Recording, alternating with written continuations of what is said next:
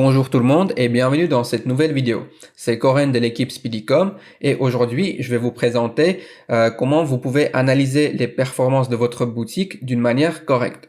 Il y a énormément d'outils différents qui vous proposent des résultats qui sont très différents les uns des autres et beaucoup de personnes ont du mal à interpréter ces résultats.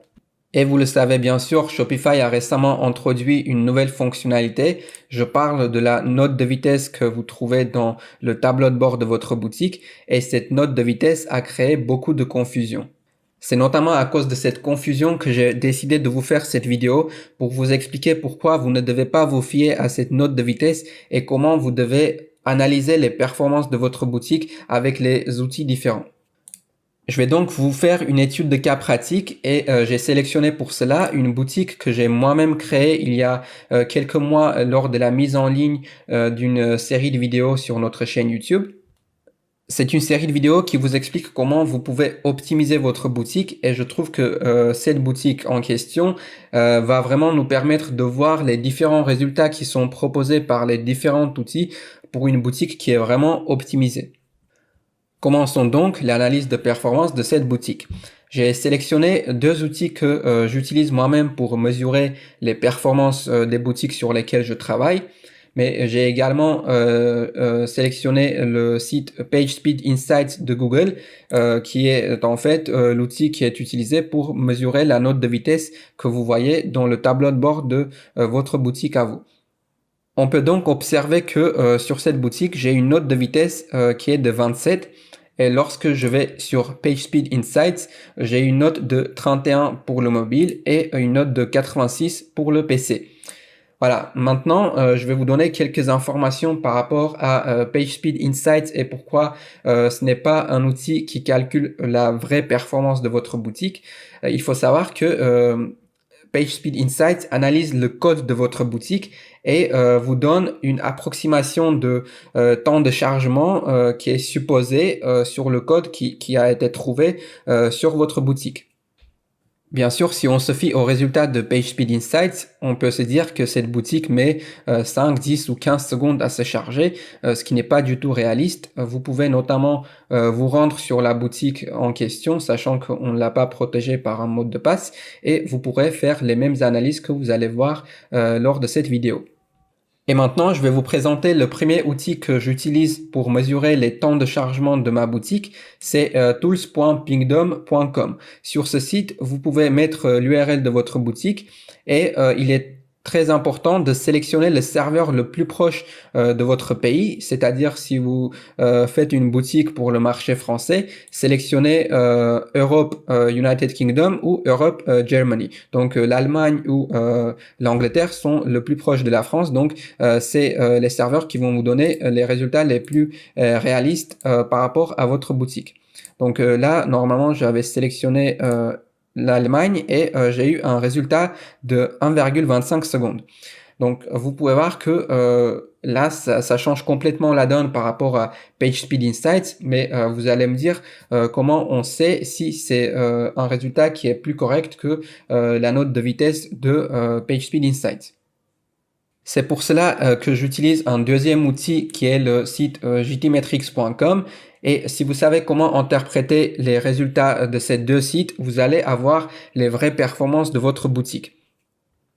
À la fin de cette vidéo, vous allez pouvoir faire une vraie analyse de la performance actuelle de votre boutique, puisque je vais essayer de vous expliquer de la manière la plus claire et simple que je peux les différents principes qu'il faut comprendre lorsque vous faites une analyse avec ces deux outils spécifiques.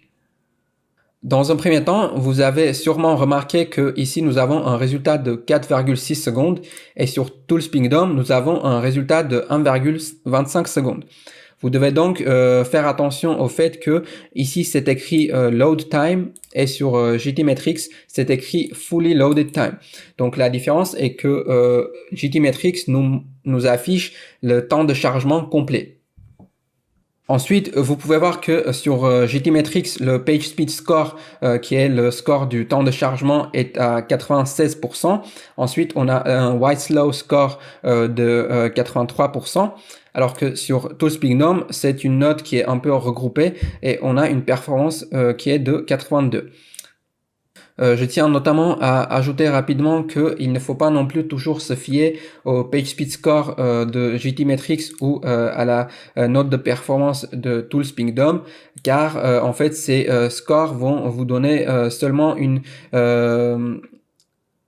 indication d'amélioration potentielle que vous pouvez apporter à votre boutique, mais ces améliorations ne vont pas toujours vous permettre d'avoir une meilleure performance. Il est tout à fait possible d'avoir une boutique qui a un score de 80%, mais qui a un meilleur temps de chargement qu'une boutique avec un score plus élevé. Ici, dans cette liste d'améliorations que vous aurez dans l'onglet PageSpeed, l'amélioration la plus importante et ce qui est souvent un souci dans la plupart des boutiques, c'est l'optimisation des images. C'est un peu ce qui va avoir le plus grand impact sur la performance de votre boutique. Regardez donc si les différents cases qui sont concernées par les optimisations d'images ont une note de A ou B. Si c'est le cas, ça veut dire que vos images sont assez optimisées. Si ce n'est pas le cas, il faut donc compresser vos images, changer le format, etc. Dans cette vidéo, par contre, nous allons surtout regarder l'onglet Waterfall. Dans cet onglet-là, vous allez avoir donc une longue liste qui va afficher les temps de chargement de différents éléments de la page que vous avez donc analysé avec cet outil. Ensuite, vous allez peut-être avoir des lignes qui vont indiquer des éléments qui se chargent en 2, 3, voire plus de secondes. Ce qui voudra indiquer que dans votre contenu, vous avez des éléments qui peuvent potentiellement impacter négativement les temps de chargement de votre page. Faites attention, je vous dis potentiellement car ça va dépendre de plusieurs facteurs différents. Par exemple, le contenu qui se charge lentement, est-ce que c'est un fichier, est-ce que c'est une image ou est-ce que c'est un script d'une application? Si supposons que c'est une application avec un script mal optimisé qui met un peu de temps à se charger, il se peut que cette application n'aura pas d'impact négatif sur le chargement du contenu principal de votre page.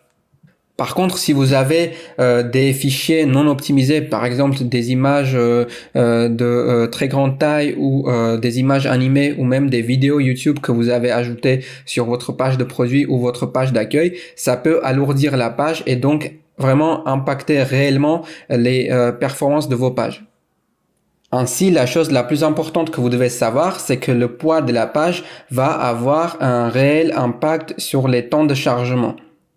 On peut observer que sur GTmetrix, la page d'accueil qu'on vient d'analyser fait seulement 1,05 MB et sur tools.pingdom, on est à 1,8. Donc il faut se dire que c'est entre les deux car il n'y a pas vraiment une manière exacte de calculer le poids de la page. Mais ce qui importe, c'est d'être entre 2, maximum 3 MB, dépendant du volume de contenu que vous affichez. Si vous êtes en dessous de 2, vous êtes déjà correctement optimisé. Si vous arrivez à descendre encore plus bas, c'est encore mieux. Ensuite, il y a également bien sûr les serveurs d'hébergement qui peuvent avoir un impact positif ou négatif sur les temps de chargement. Mais sur Shopify, vous ne devez pas vous inquiéter puisque déjà, vous ne pouvez pas changer d'hébergement même si vous le voulez. Et Shopify a tout de même des serveurs qui sont très performants. Ce n'est pas comme sur la plateforme WordPress où vous devez trouver vous-même un hébergeur pour votre domaine. Ensuite, revenons encore au Waterfall. Ici, il y a quelque chose de très intéressant que beaucoup de personnes ignorent.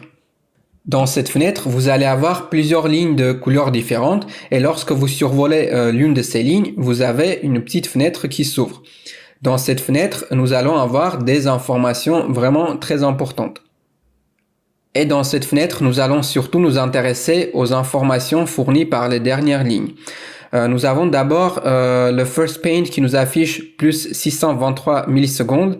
Ensuite, nous avons le Onload qui nous affiche 1,4 secondes. Et nous avons le Fully Loaded qui nous affiche 4,34 secondes. Maintenant, essayons de comprendre la différence entre ces trois lignes que je viens de mentionner. Donc tout d'abord, nous avons le First Paint ou le First Contentful Paint qui sont donc un peu la même chose, qui nous permettent de voir le moment à partir duquel en fait il y aura le fond de votre page qui va s'afficher pour le visiteur. Ensuite, nous avons le onload qui nous affiche 1,4 secondes et qui nous indique le moment à partir duquel votre page va commencer à afficher du vrai contenu à vos visiteurs. Donc, c'est le texte, c'est les images, c'est votre header, c'est votre logo, etc.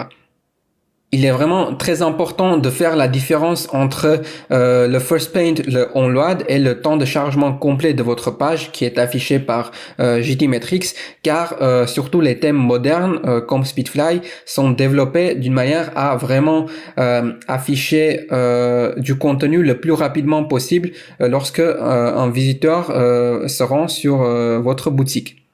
Ainsi, vous pouvez avoir un script qui se charge pendant 3 secondes et qui indique un temps de chargement complet de 4,6 secondes, comme par exemple c'est le cas pour nous, mais cela ne veut pas dire que il y a un quelconque problème de fonctionnement sur votre page et que votre page ne se charge pas très rapidement pour votre visiteur. C'est pour ça également qu'on utilise le site tools.pingdom, car c'est l'outil qui indique vraiment le temps de chargement du contenu. Donc vous pouvez voir ici que nous avons 1,25 secondes qui est donc plus réaliste avec le 1,4 secondes que nous avons ici pour le onload. Donc ça nous affiche le temps de chargement du contenu principal de la page.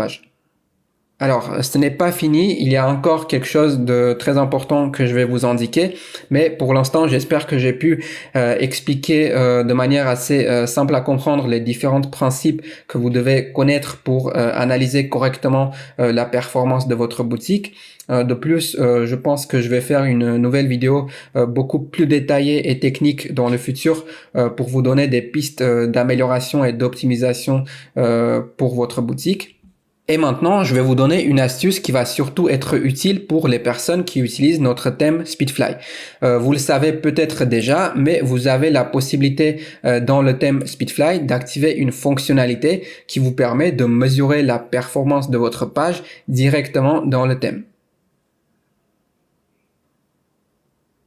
J'attire d'ailleurs votre attention sur le fait que vous devez avoir la version 2.9 ou 2.10 de Speedfly, puisque c'est une fonctionnalité que nous avons ajoutée assez récemment. Ouvrez donc la colonne paramètres de thème, descendez vers l'onglet optimisation et performance et activez la case afficher la vitesse de chargement des pages du site. Vous avez notamment déjà un tutoriel qui vous explique comment utiliser cette fonctionnalité, mais je vais vous le montrer dans cette vidéo également. Une fois que vous avez activé et enregistré cette fonctionnalité, ouvrez une page que vous voulez analyser et ensuite vous devez ouvrir l'outil développement de votre navigateur. Donc si vous êtes sur Windows comme moi, il suffit de cliquer sur la touche F12 de votre clavier et vous allez avoir un outil comme ça qui s'ouvre. Sinon, si vous êtes sur un ordinateur Apple ou sur notre navigateur, essayez d'aller dans les paramètres de ce navigateur et trouver dans les outils développeurs. Donc ici, vous pouvez voir que c'est écrit Developer Tools parce que mon navigateur est en anglais, mais je pense que vous le trouverez assez facilement. Ensuite, une fois que vous aurez ouvert cette fenêtre, cliquez sur la case console et vous allez vous retrouver avec une page comme vous voyez dans cette vidéo, mais il se peut que votre page sera plus remplie que la mienne. Ne vous inquiétez pas, il y a 2 lignes spécifiques qui vont nous intéresser. Vous devez donc trouver 2 lignes avec un fond de couleur noire qui vous indique les temps de chargement de votre page. Pourquoi il y a 2 lignes différentes? C'est puisque le système permet de mesurer les temps de chargement avec une connexion Wi-Fi et une connexion 4G. Dans cette première ligne, on peut donc observer un temps de chargement d'1,2 secondes avec la connexion Wi-Fi et un temps de chargement d'1,7 secondes avec la connexion 4G. Le temps de chargement avec la connexion 4G va nous permettre d'avoir un indicateur de performance pour les personnes qui vont utiliser leur appareil mobile sans avoir accès à une connexion Wi-Fi. Donc vous pouvez voir que cette page est très performante. On a un temps de chargement du contenu qui se fait en 1,7 secondes et vous devez savoir que si vous avez des résultats sous 3 secondes, vous êtes vraiment bien. Il faut pas viser les 1 seconde ou 0,5 secondes car c'est impossible d'attendre ce type de résultat sur Shopify avec un contenu normal, puisque sauf si vous mettez 1 ou 2 sections seulement, vous allez toujours avoir des temps de chargement qui vont dépasser les 1 seconde. Voilà, ça sera tout pour cette vidéo. J'espère que j'ai pu vous donner des informations vraiment utiles qui vont vous permettre de vous concentrer sur ce qu'il y a de plus important pour la réussite de votre projet. Car je vous l'avoue, par expérience, je sais qu'il y a beaucoup de personnes qui perdent énormément de temps à essayer d'optimiser la performance de votre boutique alors qu'il n'y a vraiment pas grand-chose à optimiser et ils auraient juste dû se concentrer sur le design de leur boutique et sur le côté marketing. Et si cette vidéo vous a plu, n'oubliez pas de vous abonner. Vous pouvez potentiellement nous laisser un petit commentaire si vous avez des questions ou des choses à ajouter. Sinon, je vous conseille également de partager cette vidéo avec vos amis qui sont dans le domaine du e-commerce, car je pense que c'est une vidéo qui sera vraiment utile à tout le monde. Je vous dis donc à bientôt dans une prochaine vidéo. Merci.